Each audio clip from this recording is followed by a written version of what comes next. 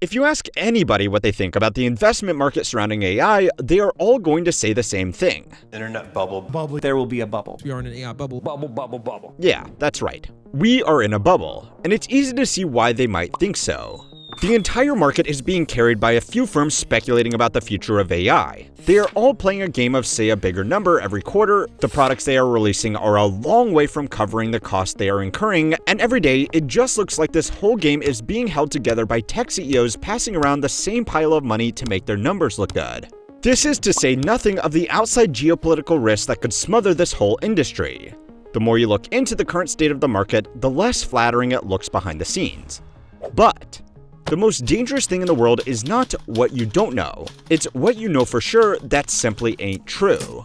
If everybody has agreed that this is a bubble, then why are informed investors still piling billions of dollars into it every month?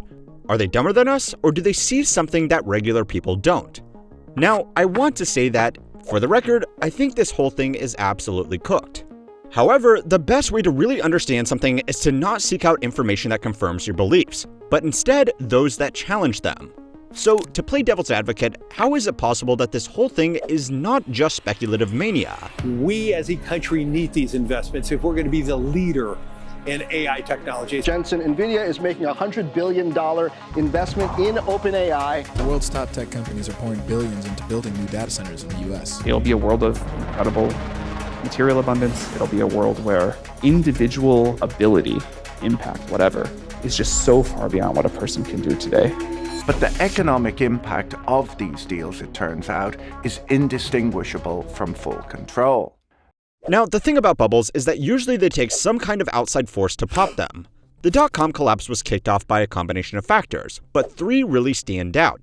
Microsoft being sued for violation of antitrust laws, MicroStrategy doing a massive revising of their financial results, causing their stock to fall 60% in a single day and getting them into hot water with the SEC, and a single article that pointed out the unviable business model that a lot of dot-com companies were running on. A few years later, the housing bubble was popped by the subprime mortgage crisis, which itself was kicked off by rate resets and loan originators filing for bankruptcy. So if the AI industry was in a bubble, it's had a lot of things that have come a long way which could have popped it.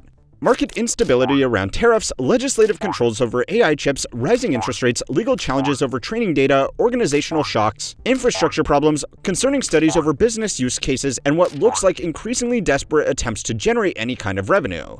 That's not to mention that if one article back in 2000 could start unraveling the dot-com bubble, surely the daily articles coming out about the problems in this industry should do the same, right?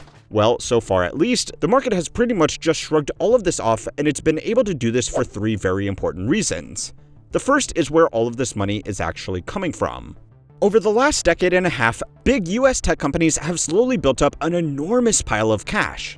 Outside of insurance or financial firms, which are legally mandated to have cash on hand for compliance reasons, tech companies like Microsoft, Meta, Apple, and Alphabet have more cash than any other companies on the planet after saving it away for the better part of 2 decades. They had been doing this for 2 reasons. The first was that before 2017, tax laws heavily incentivized shifting cash into offshore accounts primarily held in Ireland. The exact structures that they used to erode these profits into a haven like this were very complicated. But once the cash was there, they couldn't really touch it unless they wanted to pay tax on it. This means that they just slowly accumulated cash waiting for something to use it on. However, in 2017, these companies were offered a one-time deal to bring back these offshore savings into America for a small tax concession, which gave them all a lot of dry powder to make some big local investments. Now, they have used a lot of that money to do share buybacks, and they have kept a lot of it abroad to fund their international operations, but they also earmarked billions for future capital expenditures. Now, the second reason they built such huge cash reserves was because for a while, these companies were actually struggling to find projects worth investing in. They had become so dominant in their respective markets that spending a lot of money on development was seen as an unnecessary expense that wasn't really worth the risk. Today, that has obviously changed, and the big companies that are driving most of the expenditure on data centers are almost making up for a lost decade where they were arguably not investing enough money into new projects. This also applies to all of the money they are introducing into the system to support less established firms like OpenAI. Sure, the money is getting passed around a lot once it's in the system, but the initial source of these funds is largely coming from piles of cash these companies had sitting on the sidelines. This means compared to something like the housing bubble, which was propped up on a lot of debt and rigid derivatives, these companies are at least building atop a solid fiscal foundation. Now, of course, having a strong foundation does not guarantee that the house you build on top of it will also be good. Similarly, just because these companies happen to be holding on to trillions of dollars doesn't necessarily mean that setting it all on fire to chase one single bet is a good idea. It also doesn't mean that regular investors won't get burned if this money suddenly gets yoinked back off the table. So it's time to learn how money works to find out what else could possibly explain this all not being a bubble. This week's video is sponsored by Cape, the privacy-first mobile carrier that's rethinking how phone service should work. Cape gives you premium nationwide coverage without tracking, profiling, or selling your data. They were built by experts in telecom and cybersecurity with one goal: to make mobile privacy and security something you don't have to compromise on. Traditional carriers have a track record of data breaches and surveillance. They build profiles on who you call, where you go, and what you do. Cape flips that model. They don't ask for your name, address, or social security number, and they automatically delete call metadata after 60 days. Plus, they run their own secure 4G, 5G core network, so they control the tech that keeps your data private, not the big carriers. What really stood out to me is how Cape handles SIM swaps. With most carriers, one phone call to customer support can let an attacker take over your number. Cape cuts that risk out completely. Your number is locked with a 24-word recovery phrase, so only you can move it. No customer service override, no insider access. Just airtight security that actually makes sense in 2025. On top of that, every Cape plan includes encrypted voicemail and real-time network-level threat blocking. They're even partnering with Proton so you can add Proton VPN Plus or Proton Unlimited for just $1. Ready to protect your phone number and your data? Visit cape.co/getcape. And use code HowManyWorks33 for 33% off your first 6 months of Cape. That's cape.co/getcape. One of the most concerning trends that has developed in this space is the circular dealing between all of the companies involved in different areas of this industry. We first covered this about 2 months ago when Oracle's stock price spiked after reporting a huge data center rental commitment from OpenAI, who had raised billions of dollars from Nvidia, who made that money in the first place by selling graphics cards to companies like Oracle. Since then, the deals have only gotten bigger, and reporters have done a really good job piecing together just how far and wide this web of financial fuckery goes. Now, most commentary has rightfully called this out as companies pulling themselves up by their own bootstraps. They are making their revenue look better than they really are by investing in their own customers. Not exactly a sustainable business model. However, to play devil's advocate again, there is something to be said about this strategy from a risk mitigation perspective. When people look back with the benefit of hindsight at the dot-com bubble, they all say the same thing. Yeah, the market was dumb, but after a major correction, there were still some big winners that emerged, some of them being the same tech companies involved in the AI market right now. Nvidia investing into a company like OpenAI right now looks a little bit suspicious, but had a company like AOL invested in Amazon back in 1999, we would probably be a little less critical. By investing up and down the supply chain, if you could call it that, these companies are in theory maximizing the chance that they will capture the value eventually generated through AI. There is also one other really important detail that a lot of people gloss over when exposing this financial circle jerk.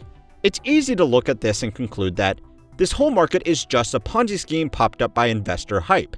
The only problem with that deduction, though, is that they aren't really taking investors' money.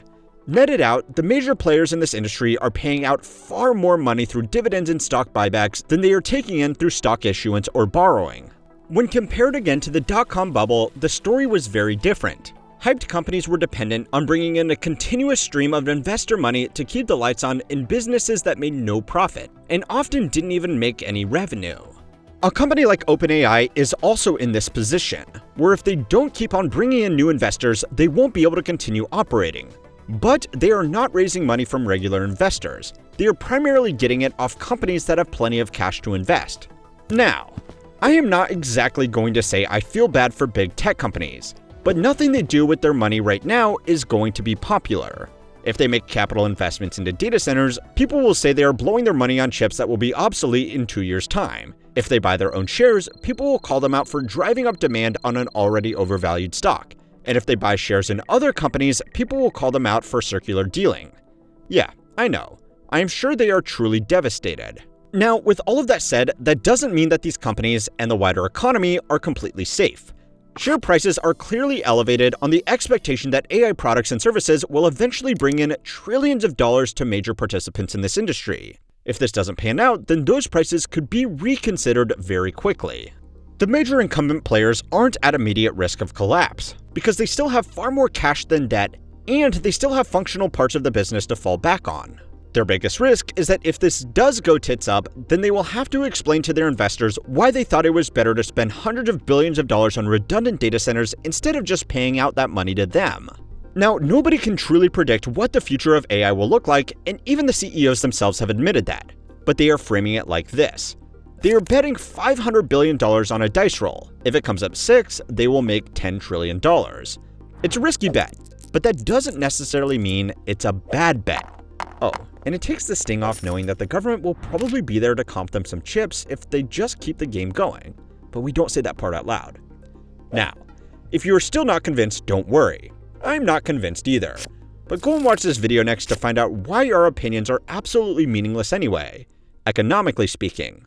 And don't forget to like and subscribe to keep on learning how money works.